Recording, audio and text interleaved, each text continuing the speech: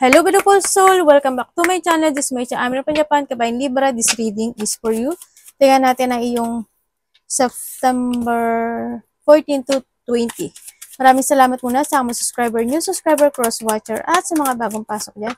Welcome na welcome kayo sa bahay ni Ate Aimee. Salamat din sa nakataba ng puso ninyong mga comments at sa mga nagpa-personal reading. Marami pong salamat. Kung gusto niyo na energy niyo lang talaga, ang gusto niyo makuha natin, all the details is in description below para sa personal reading. General reading tayo libra ko na lang sa'yo at itapon ang hindi naman sa'yo. Maaring vice versa, energy mo, energy ng person mo, energy ng malapit sa puso mo, nangyayari, or mangyayari pa lang. Use your own intuition, lawakan nyo ang inyong isipan, energy reading tayo, ano man ang gender mo, ano man ang edad mo.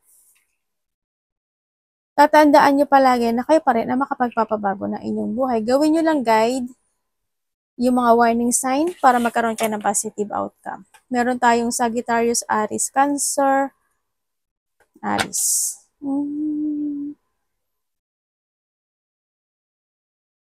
May tao na magaling magsalita o matalas magsalita na hindi nagiging totoo sa iyo. Pinapakita niya na loyal sa sayo or close siya sa iyo. Pwede itong is-lovers, pwede itong kasama sa trabaho, or pwede siyang connected sa iyo, no? Pero, kung tutuusin, hindi maganda yung pakay niya sa iyo. Kung may taong nagpapanggap. Pwede rin naman sa iba dito na kinukuha niya o kukuhanin, sa iba sa inyo is kinukuha niya o kukuhanin niya yung loob mo para mapasakay ka sa kanya. Kung sa iba naman dito, kilala niya na siya. Yan, yun ang nakita ko dito. Sa iba naman dito, kung sa bago to, ganun din. Kukuhanin niya yung loob mo. Pero iba yung pakay niya sa'yo. Maingat pa rin kayo, no? Mag-trust ka sa intuition mo. Sabay kamot ng mate, no? Makaka-receive ka raw ng communication or information.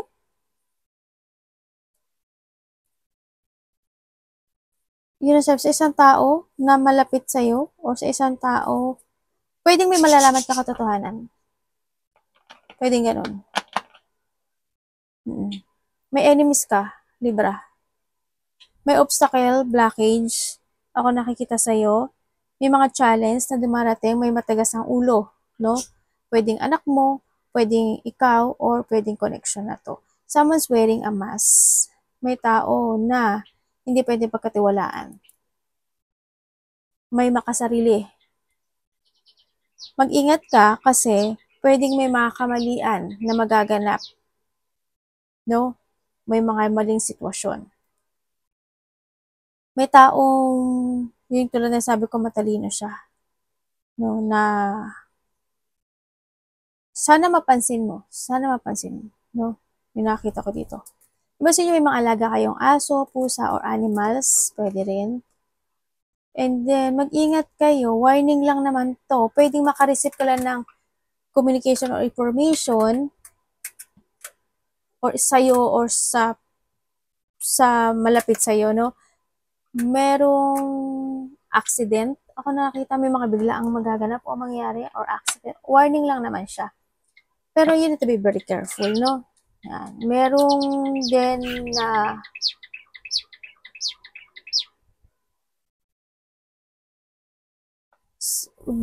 baka magpapa-check up. Either may magpapa-check up, magpapa-doktor, parang ganun, hospital, may surgery. Ganyan na nakikita ko dito. And then also, sa iba naman sa inyo, mag-ingat kayo sa mga matatalas na bagay na pwedeng makahiwa sa'yo, pwedeng makatusok sa'yo, pwedeng maduguan ka, no? Or someone into your life. Mag-ingat kayo. Kasi may mga bagay na hindi mo nakakita. Pwede din siyang pain, there's a pain kasi. Pwede rin siyang pain na mararanasan mo when it comes to a relationship or sa mga tao na connected sa'yo. Ganyan. There's a pain situation. Merong hindi inaasahan na pwedeng maganap o mangyari. No? Yun na nakikita ko dito.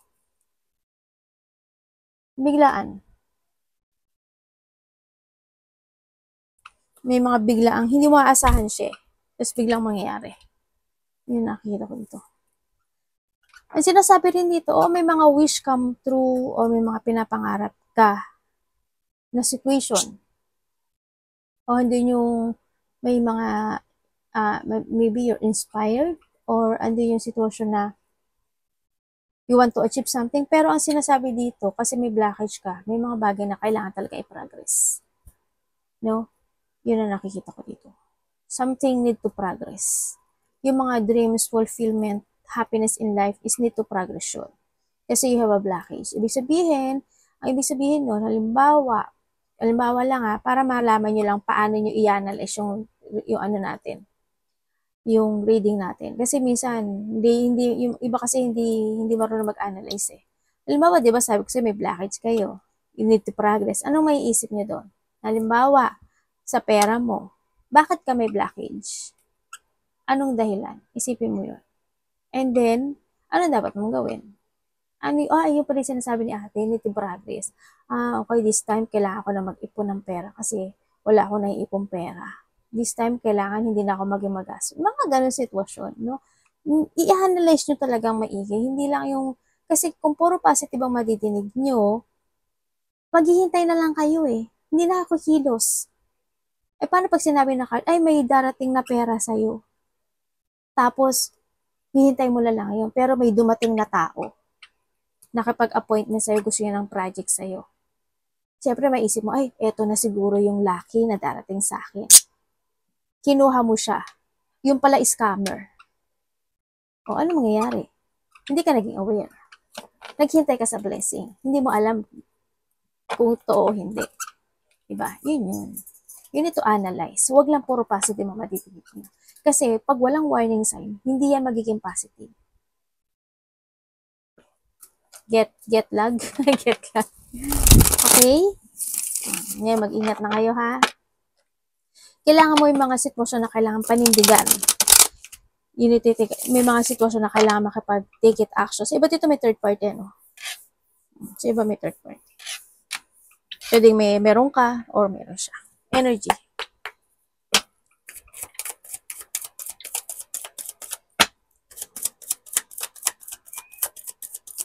May tao dito na mahilig mag-hiking. May nag-hiking. Mari nag-hiking kayo dati or something hiking. Wish to hike. Ganun. Energy. Ano ba yan ate? Baliktad naman yung card mo. Oo nga eh. Devil agad Malungga. Kinakain tuloy ng anak. Dami. Dun. Ay, si Mami Mami Nuteda Mami Nuteda Nani kang gaytin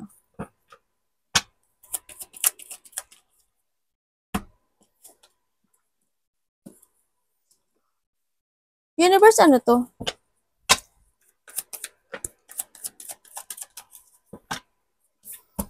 Okay. Sa nakikita ko sa dito, ang energy mo, sa nakikita ko dito is confident ka, no? Kumbaga, nandito yung sitwasyon na maybe you are a leader or nandito yung magkakaroon ka ng level up eh. Yan. Siguro when it comes to yourself, level up, or pababalik ng confident mo, pababalik ng strength mo, o ng pride mo, ganyan. Siguro hando ka sa point na yun. Also, ang energy mo is pipilitin mong gawin o pipilitin mong aksyonan yung sitwasyon na gusto mong makamit na goal this time. Nandito ka. Kumbaga, kahit alam mong may blockage na situation, pagtitiisan at pagtsatsagaan mo yun para makamit mo yun. Or you need to move forward. Keep moving to reach your goal dito sa sitwasyon. So nakita ko, may mga bagay rin na may malalaman ka raw katotohanan. Siguro sa sarili mo or with someone, may malalaman ka katotohanan na medyo makakaramdam ka ng painful doon sa tao na yun o sa sitwasyon na yun. Pwedeng ganun. No? May hinihintay ka ata? Kasi ba't ito pa may hinihintay? Yun na nakikita ko dito. Also, mukhang ikaw mapag-uusapan. Libra. Pag-uusapan ka raw. May another message, may babae na makipag-usap sa'yo. Ano siya eh, hindi ko alam kung sino siya, pero sa iba dito, maaring ito is mas ahead sa'yo.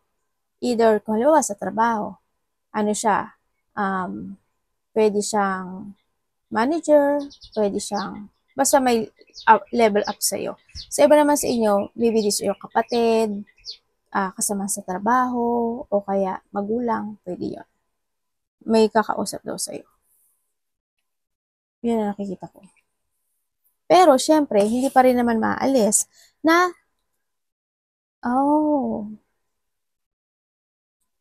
may separation? Naku, may biglang mangyayari na ikakasyak mo. As in, ikakalungkot mo. Mamasasya ka raw. Parang nandun sa sitwasyon, bakit? Bakit ganun? Ba't nangyari? Mag-isolate ka, and then, may mga disappointment. Ganyan, ako nakikita. May tao talaga dito. May tao? May tao na makakasakit sa'yo. May tao dito na matalas magsalita, ano? Parang, alam mo yung masakit magsalita. Parang, alam mo yung, pag nagsalita siya, kala mong ikaw na yung pinaka masama sa lahat. Parang gano'n siya magsalita. Maring doon yung may tao na gano'n ako nakita. Siguro yung kinadi-disappoint mo rin sa tao na yun, no? Sa iba sa inyo. May taong gano'n. Kung makapagsalita, kala mong gusto ka na niyang i-downfall or wasakin or basta masakit siya magsalita as in, no? Yun na nakikita ko sa kanya. Pwedeng kaibigan mo siya or kakilala mo na talaga siya, pwedeng karelasyon or someone, no? Alam ko naman nakilala niyo yun, ano? Sa nakikita ko dito. May mga taong masakit. May mga conflict din ako na nakikita dito. May tao na may dark thought sa iyo. May tao na makakasakit sa iyo. Anong parating?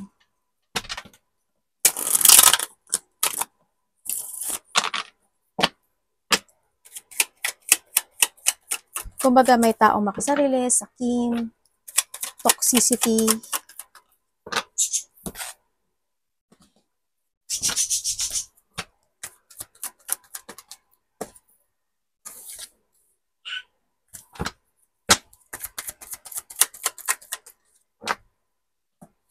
Parating. Okay, ang parating sa'yo. Andito ka sa sitwasyon mo na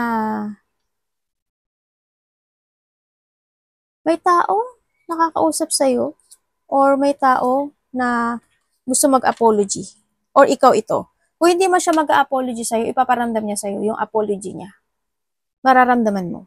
Either hindi siya mag-apology, magpaparamdam siya ng apology. Ganun.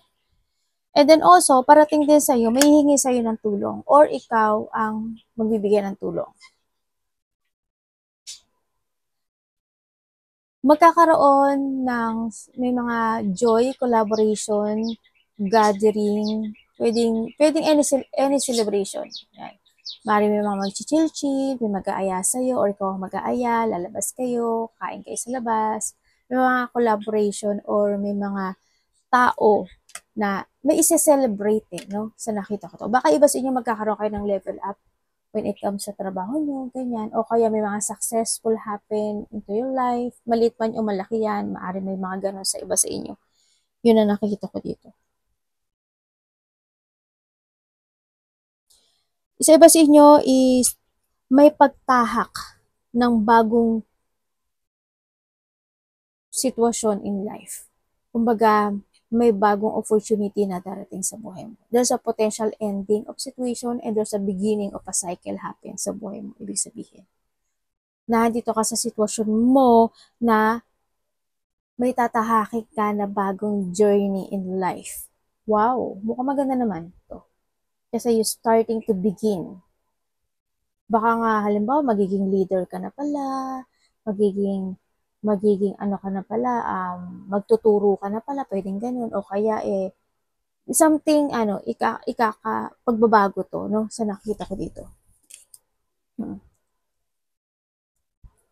Yun. Merong achievement and fulfillment. Pwedeng sa related ito sa work, sa iba. Ganyan. Sa nakita ko to. Sa iba sila magiging busy kayo.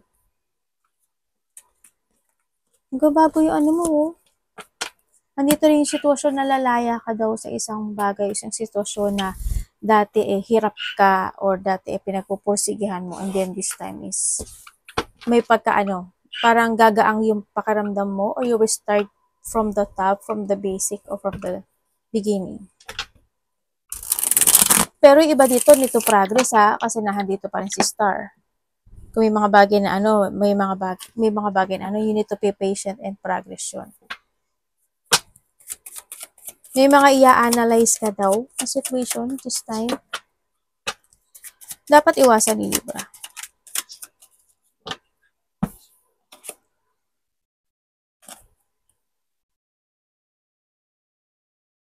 Leader ka ba, Libra? Parang maililid ka dito. Yun ang nakikita ko.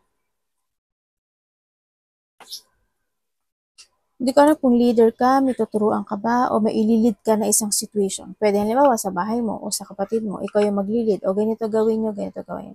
Pwedeng ganon. O kaya naman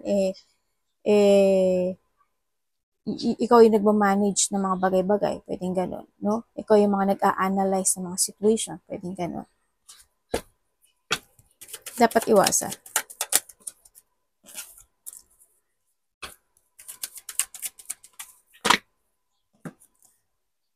Okay, dapat iwasan. Yung hindi ka mag-action in life, ganyan.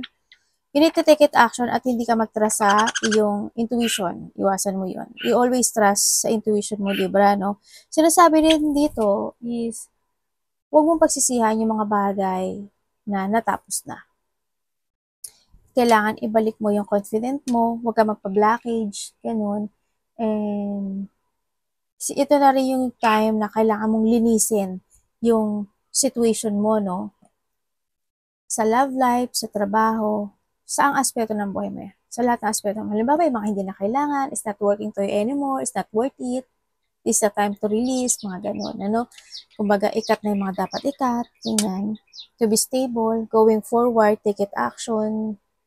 Yan. Ito na yung breakthrough para sa'yo, para magkaroon ka na pagbabago in life. Kumbaga, iwasan mo na magkaroon ka ng doubt, matakot ka sa mga bagong pagtahak sa buhay, or magkaroon ka ng distraction to start new in your life, ang sinasabi dito. And then also, start fresh, ang sinasabi dito. Magtiwala ka lang daw sa sarili mo at umasa ka na may magandang resulta o may magandang magaganap o mangyayari sa buhay mo. Pero mag-action ka, ha, ang sinasabi dito. Huwag ka lang maghintay.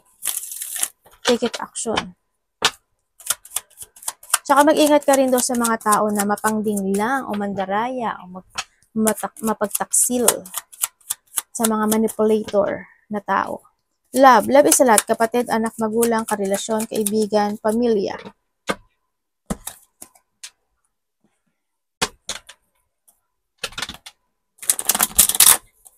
Tandaan nyo palagi na tayo is vice versa.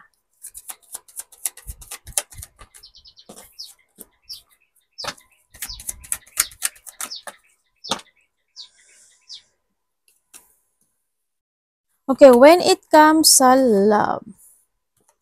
When it comes sa love, bakit may tao nagkaka-interest sa'yo pero may someone, or maybe this is you? Yun ang nakikita ko dito. Sa mga single dyan, iba sa inyo sa single, hindi ko alam kung nakilala mo siya by work, or nakilala mo lang siya sa road, pwedeng ganun. O basta nakilala mo siya. There's a new love, no? Ako nakikita dito. Itong tao na to, very hard work. Hindi ko alam kung siya yung palagi siyang, maybe this a traveler, o kaya naman busy person. Sa iba sa inyo, maaring ganun. ano naman siya, sincere, respectful, aware siya sa feelings ng tao, ang nakikita ko dito, pero may something sa kanya. Ibig sabihin, itong tao na to, merong siyang, itong makikilala mo, mag-ingat ka, itong makikilala mo, may someone siya na hindi niya kayang i-let go. Still stuck to. Pero makikilala mo siya. Pwedeng hindi niya sabihin sa'yo, or pwedeng after na malalaman mo na lang na meron pala siyang connected with someone. Hindi lang ikaw, no? Kung makikilala mo siya. Kaya huwag ka magmadali, no? Ang nakikita ko dito. Kung kayo naman is separated nitong tao na to, nagkaroon na kasi ng pagbabago no? Maaring naging isa sa inyo is controller, ganun. Kumbaga, ginawa niya yung lahat para sa'yo or vice versa tayo. Ginawa ng tao na to ang lahat para sa relasyon na to. Kahit na, alam mo yung kahit na alam niya naging makasarili at sakim dahil sa mahal niya itong tao na to, they still holding at kumbaga magkaroon man sila ng struggle in relationship, nagkakaroon naman ng resetting. Ano naman yung happiness at nagkakaroon naman ng panimula sa nakikita ko dito. Kaso, hindi ko lang alam dito, kasi may mga hindi rin siya sinasabi sa iyo Yun na nakikita ko dito May boundary, kumbaga, itong tao na to sa'yo, sa nakikita ko, or maybe this is you, yun. And then also, kung kayo naman is in relationship, kung kayo is in relationship,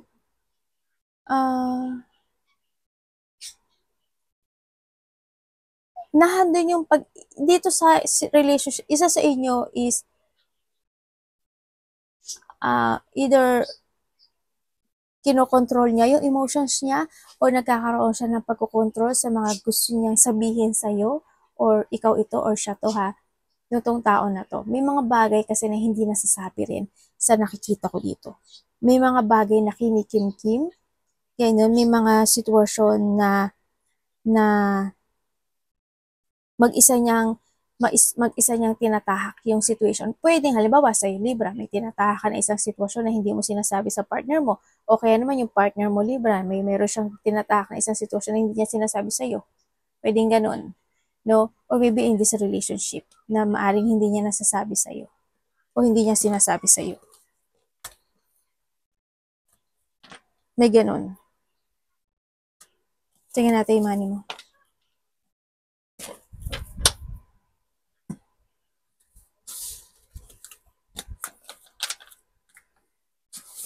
Kamusta po yung money ni Libra?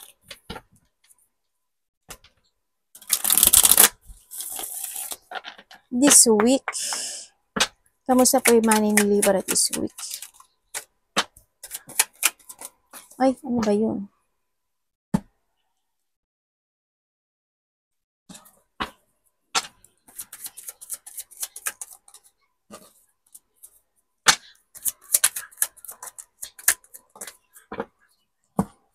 Okay, when it comes sa money mo, ay, this week may taong kakausapin ka pero magsisinungaling siya. Maaaring hingi siya ng pera o hingi siya ng support sa'yo or maybe ikaw ang bibigay. Vice versa. Ganun nakikita ko dito. May taong magsisinungaling. Yan ang nakikita ko. Maaaring itong tao na to, isinusuportahan mo na siya. Basta connected siya sa'yo or tinutulungan mo siya. Ganun. O baka naman ikaw ito, magsisinungaling ka with someone kasi gipit ka sa pera, pwedeng gano'n. Vice versa natin. Yun. Mag-save daw kayo ng money. Maari din na iba sa inyo is sumusuporta kayo sa isang tao o kung sino man yan na hindi naman dapat suportahan. Kumbaga, ibig sabihin sumusobra yung support. Pwedeng ganun. No? Kumbaga, halimbawa, dapat ganito lang, 50%. Pero ang nabibigyan mo sa kanya 70%. Ganyan. Yun. Na sumusobra. Pwedeng ganun. Na maaring hindi ka na nakapagbibigay sa sarili mo. Sa iba naman sa inyo yung taong to nagsisinungaling. Advice.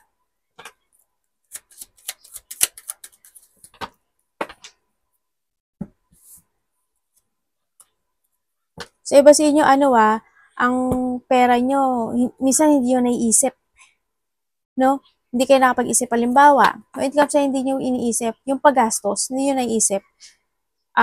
Pwedeng hindi nag-organize, kung sa organize, pero may mga time na hindi nyo naiisip. Halimbawa, example ko lang meron ka ng cellphone. Diba? Pero, may lumabas na bagong cellphone. iPhone 16 to iPhone 17. Pero yung iPhone 16 mo buo pa. Pero gusto mo. Nag-change ka. Ibig sabihin, hindi mo pinag-isipan. Pero inasa mo kasi siya. Diba? Yun, medyo may wrong doon, Wrong. Wrong na wrong. Kung baga gumagana pa yung, bakit ka pa bibili? Diba? Ba't ka magpapalit? Hindi balik kung sira na siya. Yung mga example ko lang yun, may mga ganun sitwasyon. Hindi mo pinag-isipan, yung pinagkakatasan mo. Advice.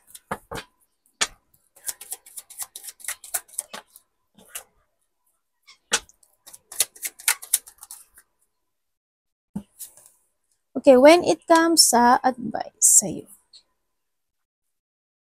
Sa advice, start a new beginning in life. Ang sinasabi dito, maging mas more on stronger and more on wiser ka this time.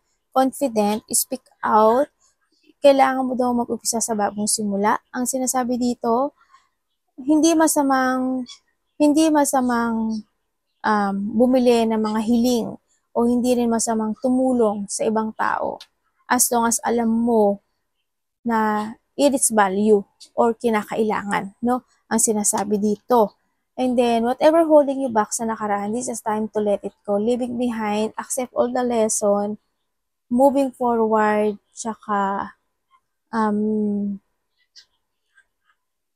start a new beginning in life.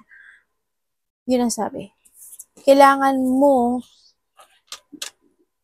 lumaya sa isang sitwasyon na hindi makakagood para sa iyo or kailangan mo mag-umpisang muli from the basic or from the top or from the zero. May mga bagay na gano'n na sitwasyon. Kasi may magtatapos sa buhay mo. O may kinakailangan. No? Arigato naman si God bless.